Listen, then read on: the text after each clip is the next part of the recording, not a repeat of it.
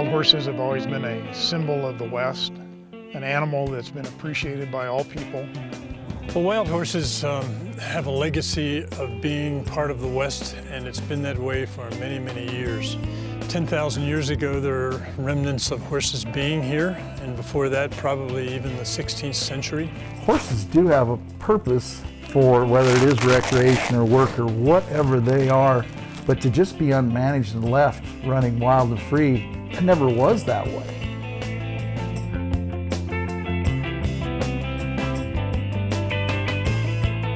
Horses were photographed in TV news programs being shot from the air by people on airplanes. People all over the country saw these horses being shot, and there was a national uproar. And because of that, there was a very quick passage of the Wild Horse and Burro Act. But that act is still in effect for all wild horses in the state of Wyoming, which means you cannot kill a wild horse. It's not the horses themselves or the burros themselves, it's the differences of opinions of how we should manage them. You hear things from, we should actively manage them like livestock and, rotate pastures, gather, remove, or to the other side of the spectrum, leave them alone and let them live out their life and let nature take its course. Wild horses reproduce at the rate of about 20% a year throughout the western United States. And about every 3 to 4 years, we conduct gathers within the herd management areas to reduce that population and keep it within what we call an appropriate management level. Appropriate management level is developed according to the horse's piece of the pie.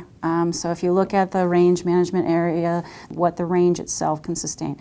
The roads aren't grazable, obviously, and those things are looked at and evaluated over the entire landscape, and then an appropriate management level is set from there.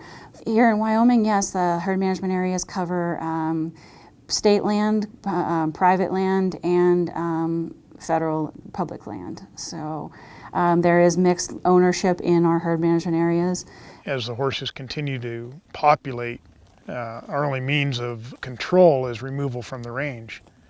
The act was passed in 1971, of course, and it was a few people wanted to save the wild horses on the range. They didn't want them completely eliminated, which I understand.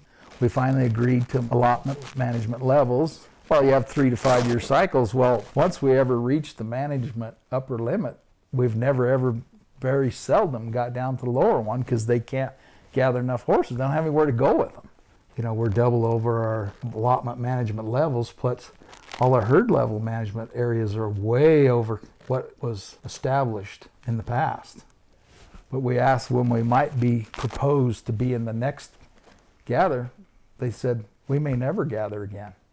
If you want to use a track record in the past, most federal land ranchers will end up taking a cut or a downsize in the amount of animals they'll be able to run during their grazing season to make room for horses. But at some point, there won't be any room for just horses. Our current population in the United States is 67,000 wild horses on public lands as of today. Our appropriate management level is 26,000. At the rate of only 2,500 animals being adopted a year, it becomes very much a challenge to manage that population. If they don't get adopted or don't get sold, then we put them in long-term holding.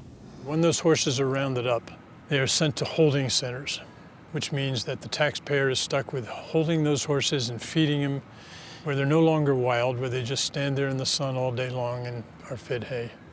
I think one thing that the public doesn't realize is how much feral horses cost them every day. There's more in captivity than on the range right now. That won't last very long because they increase 15 to 20% every year. If you do the simple math on 25,000 horses at 20%, that's an increase of 5,000 horses a year.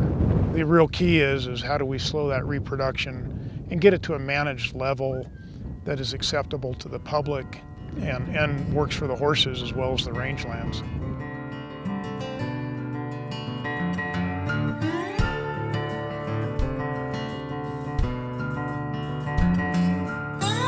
So our goal is to really, a couple things. First of all, to educate people about the wild horses and that they're a magnificent group.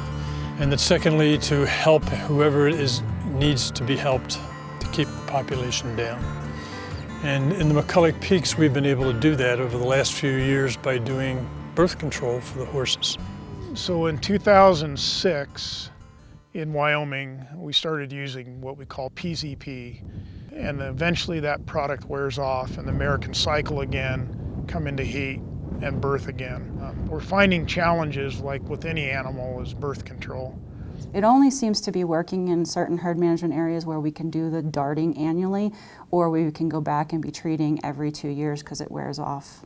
And then if we don't get back to it quick enough, then the horses are coming back really healthy after having a break.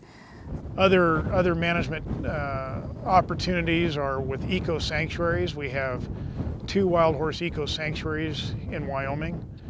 The premises of it was to have a place for the horses to live, plus open it up to people to come view the animals, and that would help offset the cost of caring for them. We saw in the paper where the Bureau of Land Management, the BLM, was looking for private landowners to help take the pressure off the public lands, but we took a crack at it thinking there's always ways to diversify and bring income in for the ranch. And 300 is what we started at, and eventually I'm sure we'll get a pretty good, or have good knowledge on either that's the perfect number or maybe 50 or 100 more would work. So the most rewarding thing I think is to take people out there, know that you're helping to educate them, and not only the horses, but they get to see an actual ranch. Jana said to me, she goes, Rich, out of the 30 years we've been there, whoever came in and said, what a beautiful cow you have. Everybody comes in and loves the horses. I haven't had anybody that thought different. The other management activity we use in Wyoming and other western states is what we call off-range pastures. These are private contracts. We have roughly 30 of those in the United States that house some 30,000 wild horses. So all this is part of the rational process to do reasonable things about protecting wild horses. It would be even more reasonable if people would adopt the horses. The other aspect of management is wild horse adoption. We take some of these horses in Wyoming and take them to the Riverton Honor Farm, a prison training program where the inmates work with the wild horses and halter and saddle start the animals for the public to adopt.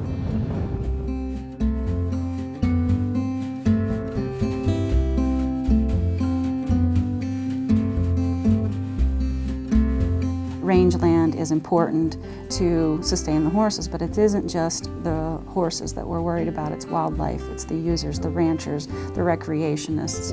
And so trying to find that balance with the forage base we have, with all the different uses of livestock, wildlife, wild horses, and rangeland health is a real challenge in the West.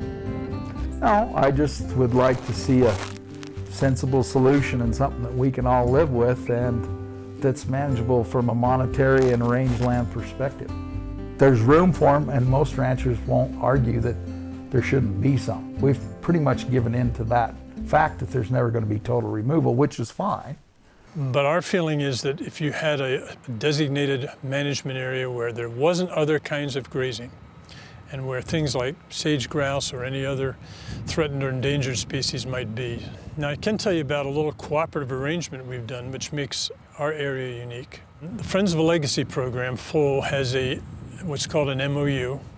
It's an agreement with both the Bureau of Land Management and it was with Marathon Oil Corporation to provide a water source for not only the horses but for any of the wildlife and even cattle that happen to be in the management area. This is a cooperative relationship and it's worked very well, and it shows that advocacy groups, the government, and private industry can all work together. The whole perception of horses in this country is going to have to change, whether they're domestic or feral wild horses on the range. Search out the truth, and I mean, it takes all kinds of people in this world to make it go around. But if we all have the same passion, if we all love horses, or if we love the range, we can find a way to work together. And this is all part of this great thing we call the West. And what I hate to see is it get too civilized, I guess that's the word I'd use, you know, with people coming from the outside who want to make it like somewhere else. And so therefore I'm always thrilled to see the habitat being protected for from bison to wolves to bears to sage grouse to whatever happens to be the particular animal that may face troubles in the future. And wild horses are part of that.